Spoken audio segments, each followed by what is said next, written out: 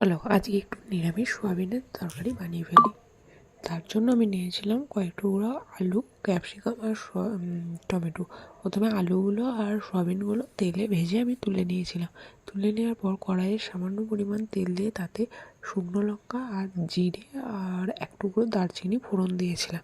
ফোড়ন দেওয়ার পর এদিকে আমি মশলাটা তৈরি করে নিচ্ছি।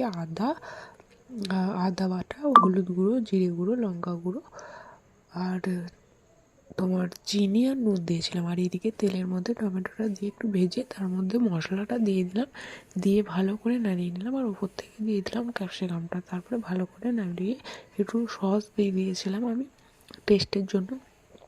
তারপর দিয়েছিলাম আলু আর ভেজে রাখা সোয়াবিনটা। ভালো করে কষিয়ে দেখো জল দিয়ে দিয়েছিলাম আলুগুলো সিদ্ধ হয়ে যাওয়ার জন্য। আর তারপরে হয়ে যাওয়ার পর ধনেপাতা দিয়ে পরিবেশন করলাম। ভালো লাগলে অবশ্যই লাইক, কমেন্ট, শেয়ার করবে।